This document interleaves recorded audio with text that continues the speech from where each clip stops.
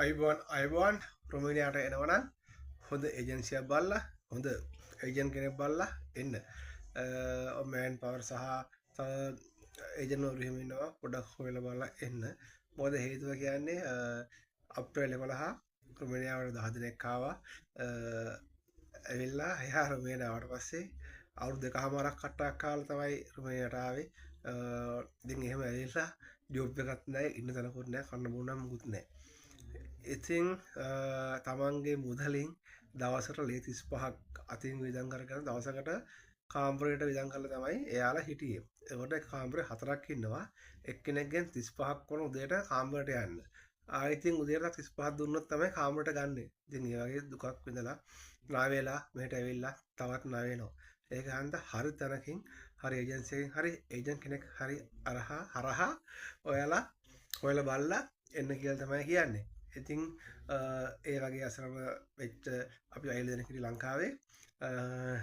ඉතින් ගොඩක් ස්තුතිවන්ත වෙනවා අපේ ආයතනයේ මැඩම්ට මේ රටට ඇවිල්ලා එහෙම අසරණ වෙච්ච වෙලාවක ලක්ෂ 15ක් වියදම් කරලා අවුරුදු දෙකක්ම ලංකාවේ කට්ටක් කාලා මෙහෙට එන්න ඉවසන් ඉඳලා ආවට පස්සේ ජොබ් එකක් නැහැ. රැකියා ජොබ් එක කියන්නේ ජොබ් එකක් නැහැ. ඒ වගේම කන්නත් නැහැ, නවතනුත් නැහැ. අසරණ වෙච්ච වෙලාවක අපේ ආයතනයේ මැඩම් විසින් එයාලට මේ ආයතනයේ රැකියාව දුන්නා.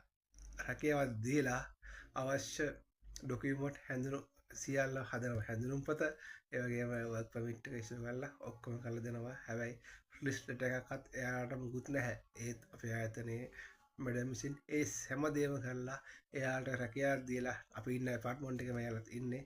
ඉතින් ඒ වගේ අපිට පුළුවන් දේ අපි කරනවා. ඉතින් ගොඩක් ඉස්සුවන්තන අපේ ආයතනයේ මැඩම්ට අපේ ලාංකිකයන් වශයෙන් මේ රටේ කෙනෙක් රුමිනියා කෙනෙක් අපිට උදව් කරන්න පෙළඹෙච්ච එක. මොකද එයාලා අසරණ කලේ ලංකාවේ තමයි. ලංකාවේ කෙනෙක් තමයි ගෙන්නලා තියෙන්නේ මෙහෙට. ඉතින් එයාලා අසරණකච්ච වෙලාවක රුමේනියා අපේ ආයතනයේ මැඩම් මෙයාලට ඉදිරිපත් වෙලා මෙයාලට රැකියාව දුන්නා. ඉතින් ඒකයි මම ඔයාලට කියන්නේ හොඳට හොයලා බලලා හොඳ ආයතනයෙන් එන්න මෑන් පාරල් වලින් නම් කවදාවත් එන්නත් එපා, උත්සාහ කරන්නත් එපා. හොඳ කම්පැනි එකකින් එන්න. එච්චරයි කියන්න තියෙන්නේ. එහෙනම් ජයින් ජය වේවා. රොමේනියාවෙන් ඉන්න බලාපොරොත්තු වෙන සියලු දෙනාටම ඉක්මනින් රොමේනියා සිහිනය සැබෑ වේවා කියලා ප්‍රාර්ථනා කරනවා.